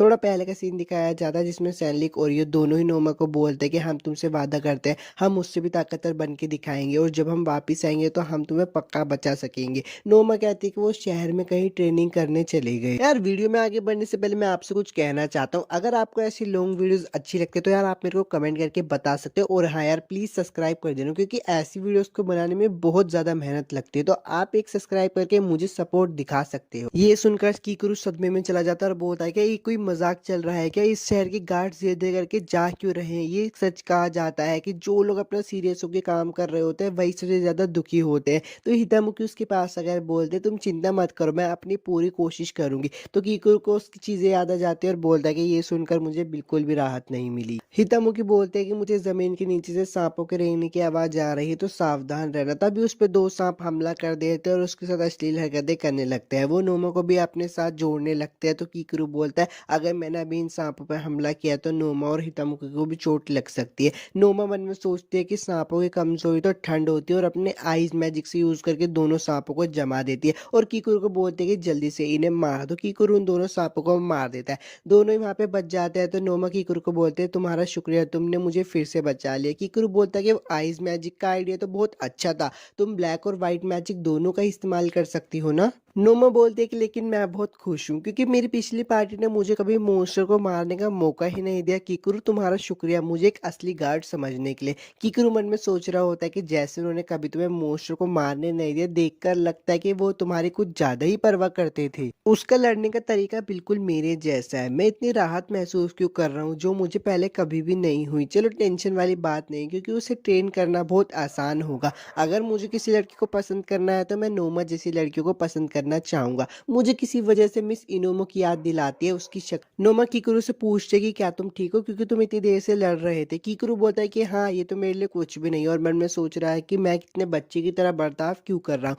तभी हितामुकी बोल दे कि उन दोनों का शहर छोड़कर जाना सिर्फ तुम्हारी रक्षा के लिए। इससे पता चलता है कि तुम उसके लिए कितनी जरूरी हो। नोमा बोलते कि हाँ, एक लड़के को बचाव की जरूरत पड़ना ये तो एक अजीब सी बात है। कहानी में ट्विस्ट तो अभी आया क्योंकि हमारे किकुरु का अब दिल टूट चुका है। तो हितामुकी और किकुरु दोनों ही हैरान होकर बोलते हैं क्या तुम सच में एक लड़का हो। तो नोमा बोलते हैं कि हाँ, मुझे माफ कर देना, मुझे लगा ही था कि आप लोगों को गलतफहमी हो जाएगी क्योंकि मेरी आवाज ही ऐसी है। हितामुकी बोलते हैं कि मुझे माफ कर देना, मुझे सच में नहीं पता था कि तुम एक लड़का। और किकुरु मन में सोच रहा होता है कि मुझे लगा ही था कि वो एक लड़का हो सकती है। वो बात भी वैसे ही कर रही। किकुरु खड़ा हो जाता है और वहां से जा रहा होता है। तो हितामुकी बोलते तुम कहाँ जा रहे हो। किकुरु बोलता है कि मैं बस अभी आसपास जाकर देख कर आता हूँ। किकुरु भागना शुरू कर देता है और बोलता है कि ऐसी बात नहीं है कि नोमा मुझे पसंद आ गई थी, मैं तो उसे उस नज़र से देखता भी नहीं, बस मुझे लगा था कि उन चार के मुकाबले उसके साथ काम करना आसान होगा। तुम लोग सच में गलत मत समझ लेना। और वहां पे जाके बैठ के उदास हो जाता है और बोलता है अच्छा, तो वो सच में एक लड़का थी। तभी उसे हितामुकी चिल्लाने की आवाज आती है और किकुरु बोलते कि अरे मैं इतनी दूर आ गया हूँ, मैं क्या कर रहा हूँ।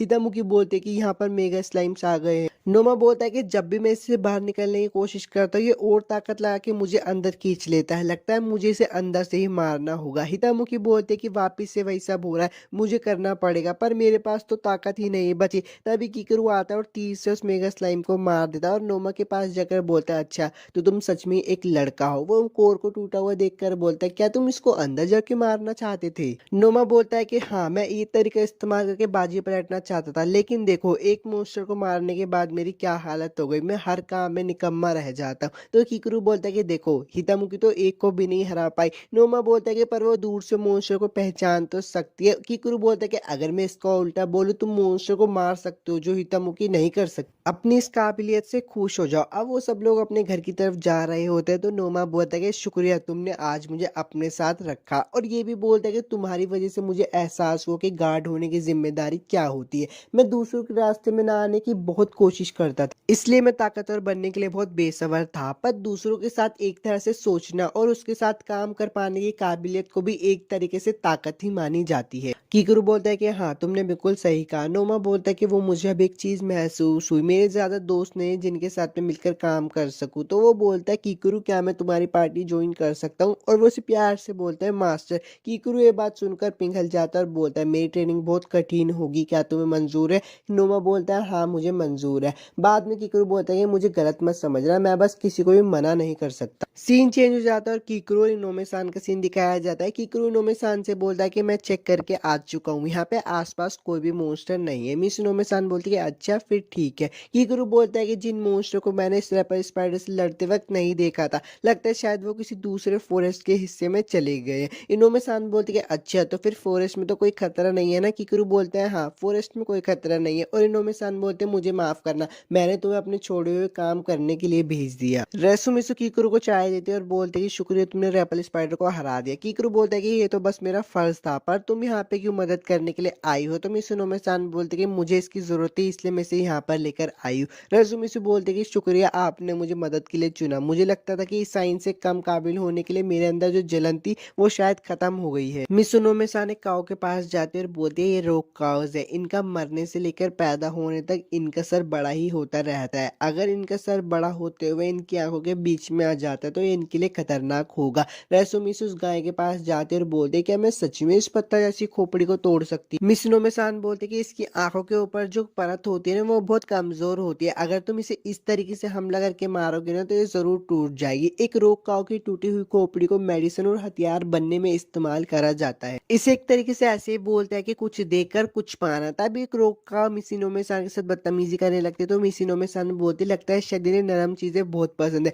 तो किकुरु बोलता है कि मुझे भी नरम चीजें बहुत पसंद है, मुझे बहुत दुख हो रहा है। तो रेसुमिसु बोलता है लगता है आखिरकार एक माहिर फाइटर भी एक दुखी आदमी बन गया है। मिसिनोमे सान बोलते कि रेसुमिसु तुम मेरी मदद करो, मैं ऐसे काम नहीं कर पाऊंगी। और रेसुमिसु भी उनके आखिर मदद कर देती है। अब मिसिनोमे सान किकुरु से बोलते कि मैंने टोशी से सुना था तुमने रैपल स्पाइडर को मारने के लिए खुद पे कुछ ज्यादा ही जोर डाल दिया था, लगता है शायद मैंने तुम्हें ज्यादा जोर डालने पर मजबूर कर दिया था। कीकरू बोलता है कि ऐसी बात नहीं है, जब आपने मुझे उसके बारे में बताया था मुझे पता था ये बहुत मुश्किल होने वाला है, इसलिए इसमें मेरी गलती थी, मैं अपनी गलती को सुधारना चाहता था। रेसुमिसु भी उनकी ये सारी बातें सुन रही होती है पर वो आंखें फोड़ने की जगह अपना हाथ तोड़ लेती है और बहुत जोर से चिल्लाने लगते हैं। मिसिनोमे सान बोलते कि इतनी जोरों से मत चिल्ला, उनके सुनने की काबिलियत बहुत तेज है। और उन्हीं में से एक क्रोक गांव मिसिनोमे सान को टक्कर मार देती है। अब उनके पास खुली आजादी थी और वो मिसिनोमे सान को घेर लेते हैं। उनके कपड़े उतारने के बाद उनके साथ मस्ती करने लगता है। तो रेसुमिसु बोलते कि उन्होंने एक छोटी बच्ची और एक नौजवान आदमी पे नजर भी नहीं डाली, सीधे एक बेहतरीन गद्दे पे नजर डाली है।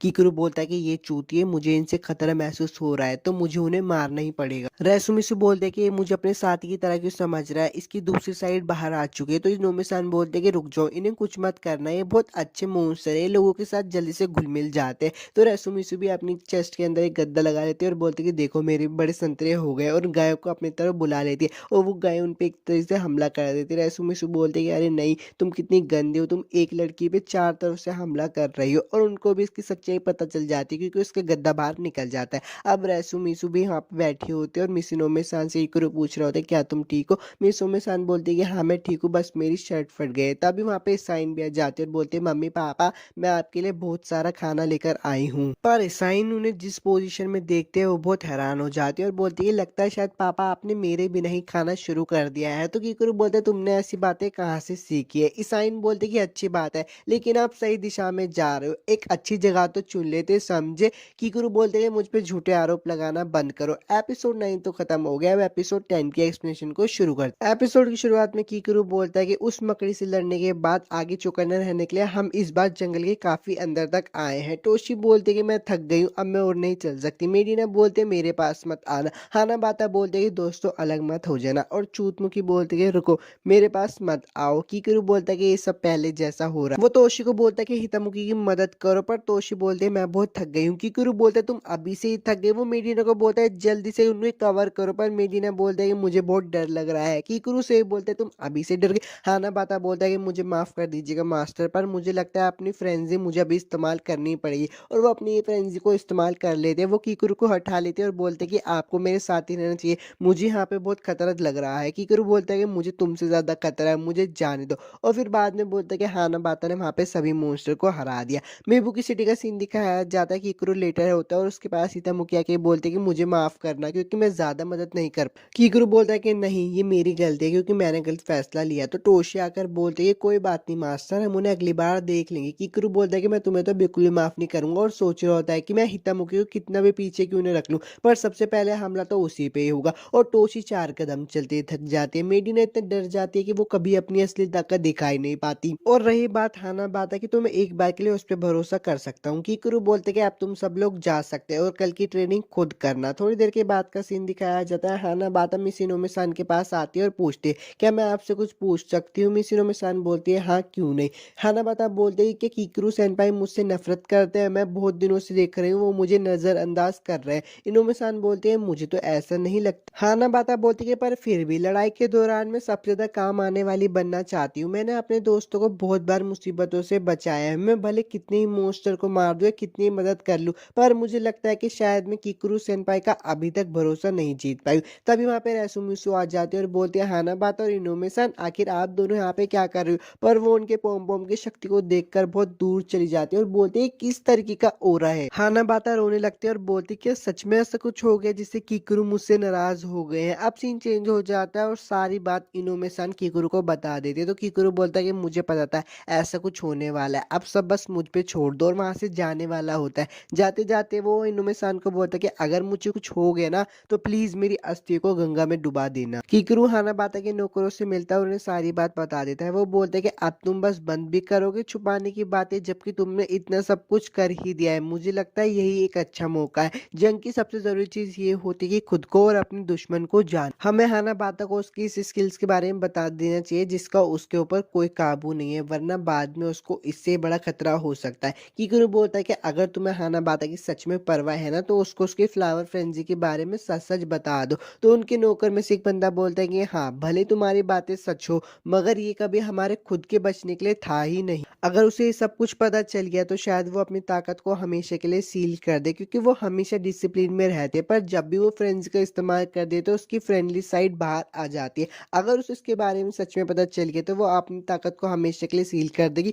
और हमें कभी उसकी फ्रेंडली साइड नहीं देखने को मिलेगी। क्या आप इसके बारे में फिर से सोच सकते हो? कीकरू कीकरू बोलता है कि क्या ये कोई प्रॉब्लम सच में है भी? कीकरू बोलता है कि मेरे पास ये टेप्स है जिसे मैंने हानाबाता की प्रैक्टिस के दौरान रिकॉर्ड किया था। इसमें हमारे क्वेस्ट की भी रिकॉर्डिंग्स है जिसे अब तक टोशी ने रिकॉर्ड करा है। कीकरू बोलता है कि आज मैं हानाबाता को घर पे बुला के ये सारी टेप्स उसको दिखा दूंगा। मैं नहीं चाहता कि मैं उसे और झूठ में रखूं। तो वो सारे नौकर बोलते हैं कि हाँ, आप सही कह रहे हो, हम भी अपनी झूठ की जिम्मेदारी लेते हैं। आप हमारे मेंशन में सारी रिपोर्ट भिजवा देना, हम आपका इंतजार करेंगे। तो कीकरू बोलता है कि तुम कहाँ जा रहे हो? तुम मेरे साथ रह के वहाँ पे सब सारी बातें सुनोगे। वो सारे नौकर वहाँ से भाग जाते हैं और बोलते हैं कि हम आपका सारा खर्चा भर देंगे जब लेडी हानाबाता अपनी फ्रेंड्स का इस्तेमाल। कीकरू हानाबाता को कॉल लगाता है और उसको बोलता है अचानक से कॉल करने के लिए माफ करना, पर क्या आज तुम फ्री हो? तो हानाबाता बोलती है हाँ, मैं फ्री हूँ। कीकरू से बोलता है ठीक है, तो फिर मेरे घर पे आ जाओ। हानाबाता बोलते कि अच्छा, तो आप सब लोगों को मीटिंग के लिए अपने घर पे बुला रहे हो? तो कीकरू बोलता है कि नहीं, मैं तो सिर्फ तुम्हें ही बुला रहा हूँ। हानाबाता बहुत शर्मा जाती है और फोन को काट देती है।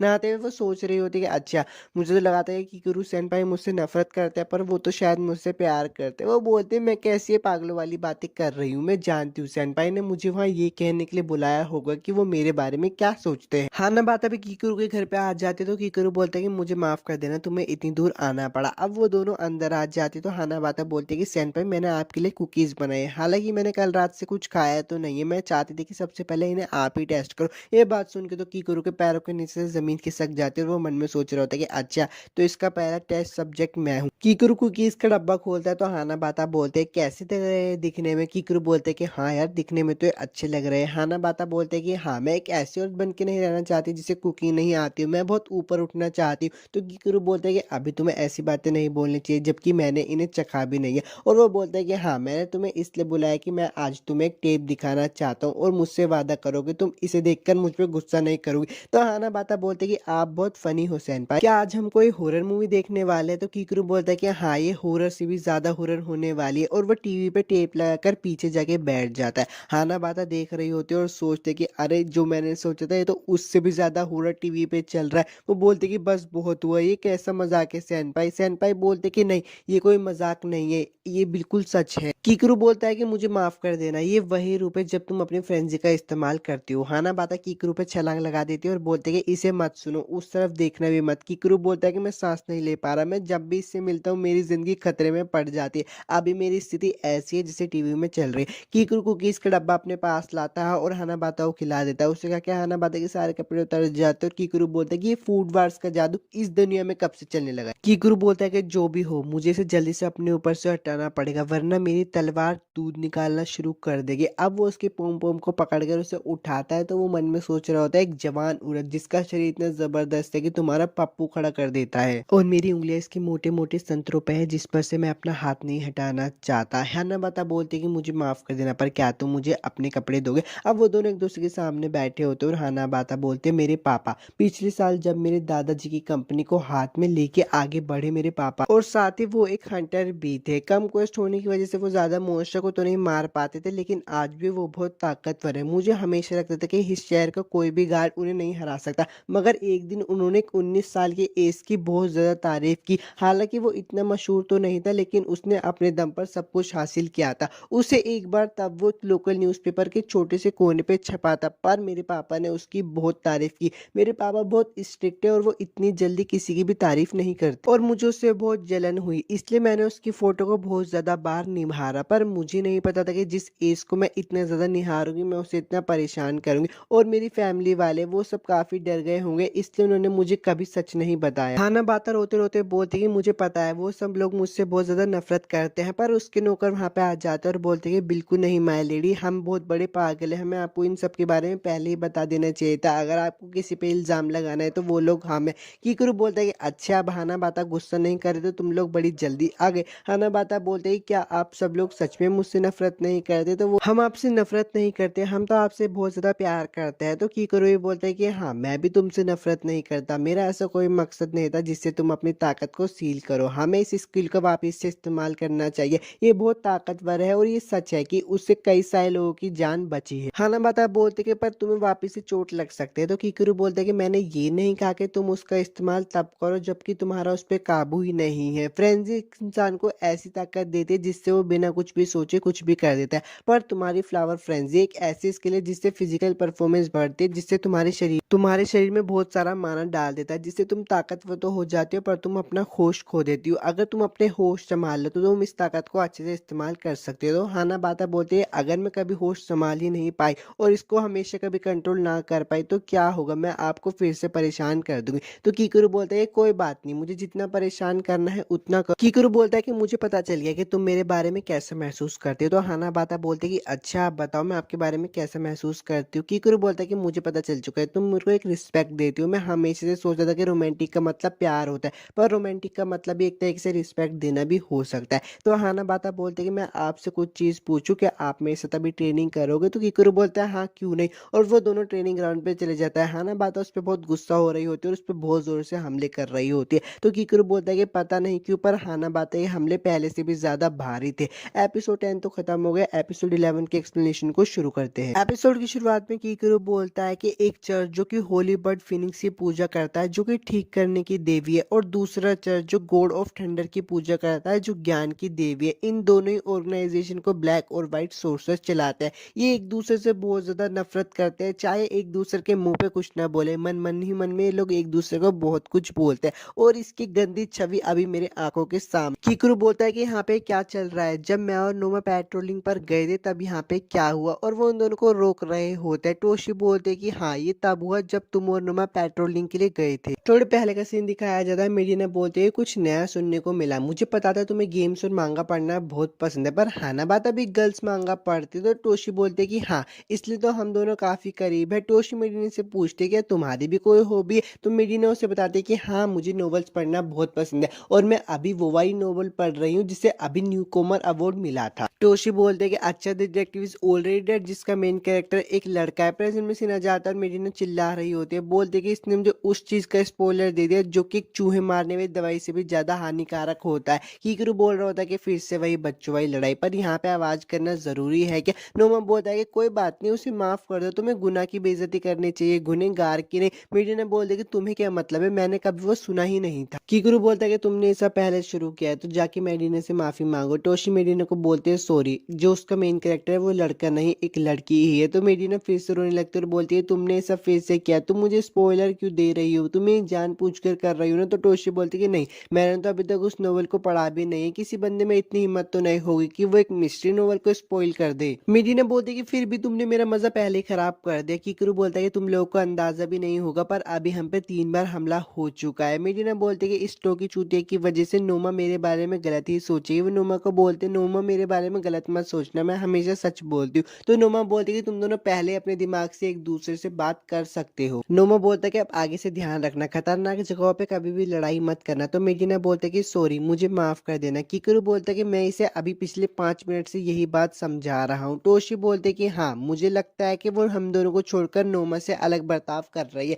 मेडिना ने अपने दिमाग में हम सब लोगों को अलग अलग रैंक दी हुई है। कीकरू सोचता है कि रेड सोर्सर जो कि व्हाइट और ब्लैक दोनों ही सोर्सर का मैजिक इस्तेमाल कर सकता है, और मैंने 2-3 बार सुना भी है कि वो अक्सर दोनों की लड़ाई के बीच में सुलह भी करवा देते हैं। पर मेडिना को इस टाइम मेरे अलावा और कोई नहीं समझा सकता क्योंकि वो दूसरे लड़कों के करीब जाती ही नहीं है। तो टोशी बोलती कि रुको, क्या नोमा एक लड़का है? तो कीकरू बोलता है हाँ, वो एक लड़का है। टोशी नोमा से पूछ लेते क्या तुम एक लड़का हो? नोमा बोलता है कि हाँ, मुझे माफ कर देना, लगता है शायद वापस से किसी को मेरी वजह से गलत फहमी हुई कि मैं एक लड़की हूँ, मैं एक लड़का हूँ, रुको। और ये बात सुनकर तो मेडिना के पैरों के नीचे से जमीन खिसक जाती है। मेडिना बोलती कि तुम मजाक कर रही हो ना, तुम सच में एक लड़की हो ना? पर वो बोलता है नहीं, मैं तो लड़का हूँ। कीकरू बोलता है कि लो, इसे रियल लाइफ में एक बहुत बड़ा स्पॉइलर मिल गया। मेडिना बोलते कि मैं तो सोच रही थी कि हम दोनों की एक अच्छी बनेगी। वो उठते और बोलते कि सुनो, मैं नोमा को एक स्पेशल केस की तरह रखूंगी, मैं उससे एक लड़की की तरह बर्ताव भी करूंगी, कोई दिक्कत तो नहीं है ना। नोमा बोलता है कि नहीं, मेरे लिए बहुत ज्यादा दिक्कत है। तभी उन्हें एक सुअर की आवाज आती है और किकरू वहां से भाग जाता है। वो तीनों आपस में बात कर रहे थे। टोशी बोलती है कि अरे,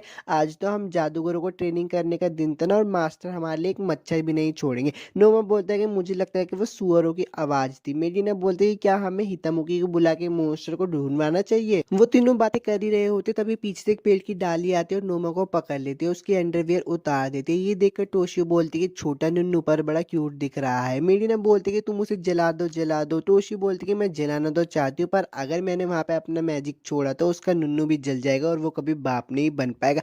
वो दोनों से बचाने के बारे में सोच ही रहे होते, पर वो मॉन्स्टर आके उन्हें भी पकड़ लेता है। उनके कपड़े उतार के उनके साथ भी अश्लील हरकतें करने लगे। किकरू उनके पास आ रहा होता है और बोलता है कि मैंने बस इन्हें कुछ देर के लिए ही छोड़ा था, इसे अपने एक सबक समझना और मेरी बातों को हमेशा याद रखना, और उन्हें आके सबको बचा लेता है। नोमा बोलता है कि मुझे माफ कर देना, हमारी वजह से आपको परेशानी हुई। किकरू बोलता है कि तुमने इसे अपनी आंखों से देख लिया ना, ये कितना खतरनाक काम। टोशी बोलती है कि पर मुझे कभी ऐसा नहीं लगा था कि वो मोस्ट एक लड़के पे भी ऐसे हमला करेगा। तो नोमा बोलता है कि मुझे माफ कर देना, तुमने मेरी वो चीज देख ली जो मुझे दिखानी नहीं चाहिए थी। तो टोशी बोलती है कि ये बात सच नहीं है, तुम्हारा छोटू नन्नू मास्टर से तो अच्छा ही है। तो किकरू बोलता है कि तुमने मेरा नन्नू कब देखा जो तुम ऐसे बोल रही हो। मिडिना बोलती है कि अच्छा, तो तुम दोनों ने वो सब भी कर लिया। किकरू बोलती है कि अरे बस करो, उसने तुम्हें इतनी बार उल्लू बनाया और तुम अभी भी उसका बात का विश्वास कर रही हो। तो टोशी बोलती है कि मैंने गलती से आपकी पैंट के पास छू लिया था। मिडिना बोलती है कि अब बस करो, मैं तुम्हारी बातों में बार बार नहीं आने वाली। पर जब वो किकरू को शांत देखते तो वो समझ जाती है और बोलते हैं घिनौने।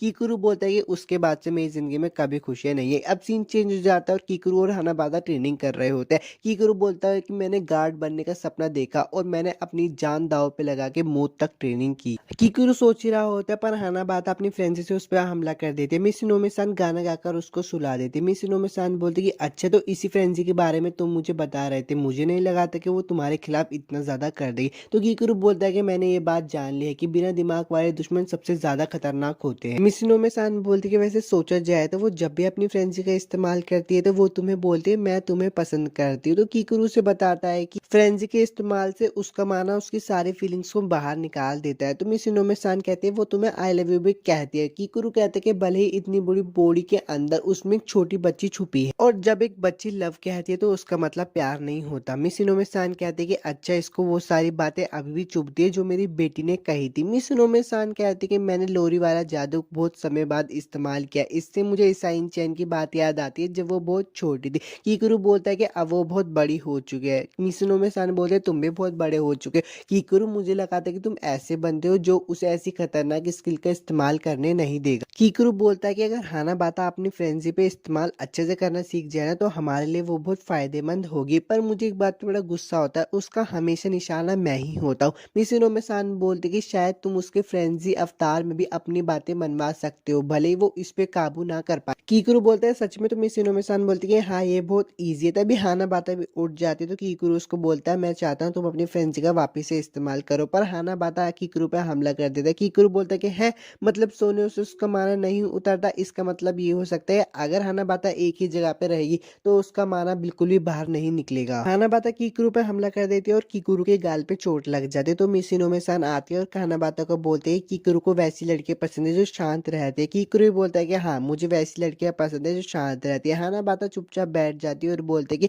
अगर मैं वैसी लड़की बन जाऊँ तो क्या आप मेरे सर को बार बार सहलाओगे? तो वो बोलते हैं हाँ, मैं सहलाऊंगा। मिस इनोमी-सान बोलती कि लाओ मैं तुम्हारा खून साफ कर देती हूँ। हानाबाता बोलते कि मैं इसको करूँ। किकरू बोलता है कि नहीं, पीछे बैठी रहो। हानाबाता बोलते कि मिस इनोमी-सान कर सकते हो तो मैं क्यों नहीं, और एक अपना हमला छोड़ देती। किकरू उससे बच जाता है पर वो इनोमी-सान को लग जाता है और उनके कपड़े फट जाते। किकरू बहुत गुस्सा कर रहा होता है तो इनोमी-सान बोलता है कि कोई बात नहीं, रहने दो, उसने जानबूझकर नहीं किया। हानाबाता बोलते है कि रुको, मैं भी अपने कपड़े खोल लेती हूँ। किकरू बोलता है कि रुक जाओ, अभी तुम्हारी एज के चलते FBI मुझे जेल में डाल देगी और फिर उन लोगों के बीच में वही अश्लील चीजें होती रहती है, मैं तुम्हारे लिए स्क्रीनशॉट डाल दूंगा।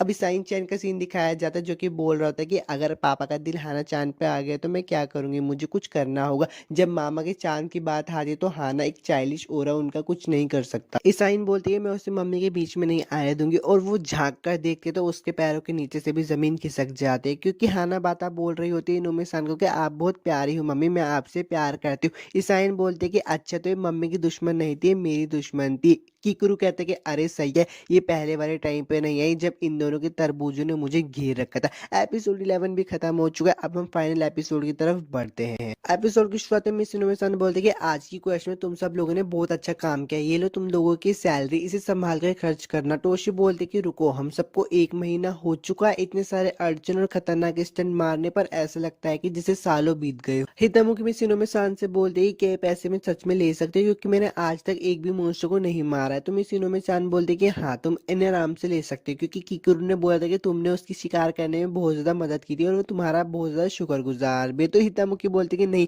पर हमेशा से तो वो मुझे बचा रहे थे। अब हितामुखी मेडिना से बोलते ही क्या तुम्हें पैसे नहीं मिला? मेडिना बोलती है मुझे पैसे चर्च से मिलेंगे। वहां देखो, तुमने उन लोगों की लिस्ट में देखा, वह व्हाइट मैजिक इंश्योरेंस के बारे में लिखा है, हमें सारे पैसे व्हाइट चर्च से मिलते हैं। अब मिस इनोवेशन ने बोलती कि आपने जितना काम किया उस हिसाब से आप लोगों को अलग अलग तरह से सैलरी मिलती है। तो हितामुखी बोलती है कोई बात नहीं, मेरे लिए ये भी बहुत ज्यादा है, मैं इनका बहुत ध्यान से पैसे खर्च करूंगी। अब वो लोग डिसाइड कर रहे होते हैं कि हमें अपने पैसे को कैसे खर्च करना चाहिए। तो हितामुखी बोलती कि मैं एहसान चुकाना चाहती हूँ कीकरू मास्टर का, क्योंकि आज उनकी वजह से मैं जिंदा हूँ। तो टोशी बोलते कि हाँ, तुम सही हो, हम तीनों उनकी वजह से जिंदा है, हाना बाता को छोड़कर। मेडी ने बोलती है कि हाँ, तुम सही कह रही हो। हाना बाता बोलती है कि मैं भी सैनपाई को काफी मुसीबत दी है, मैं भी उनके लिए कुछ करना चाहती हूँ। वो लोग सोचते हैं कि हमें क्या करना चाहिए। अब वो लोग नहाते हुए सोच रहे होते हैं। टोशी बोलती है एक बार मुझे कीकरू ने बताया था कि वो वापस से जवान होना चाहता है। तो वो लोग बोलते हैं हम सब लोगों को क्या करना चाहिए? टोशी बोलते हैं मेरे पास एक आइडिया है। अब कीकरू के कमरे का सीन दिखाया जाता है जहाँ पे उसको एक हाथ पकड़ने ही वाला होता है, पर कीकरू उससे बच जाता है और उसका गला पकड़ लेता है। वो बोलता है तुम्हें क्या चाहिए? पर जब वो देखते हैं कि वो मेडिना है तो वो उससे छुड़ा लेता है अपना। मेडिना बोलती है कि मुझे माफ कर दो पर प्लीज मुझे मत मारो। तो कीकरू बोलता है कि तुम यहाँ पे क्या कर रही हो? टोशी उसकी फोटो खींच लेती है और बोलती है कल अखबार की ताजा खबर, लोली पे हुआ अटैक, बुढ़ा फंसा इन ट्रैप। तो कीकरू बोलता है तुम भी यहाँ क्या कर रही हो? हितामुखी भी वहाँ पे आ जाती है और बोलती है कि हमें ऐसे अचानक आने के लिए माफ कर देना। तो हाना बाता ये बोलती कि हम बस आपको खुश करना चाहते थे और खुश करने के चक्कर में हम इतना बह गए कि हम गलत रास्ते पर आ गए। तो कीकरू बोलते कि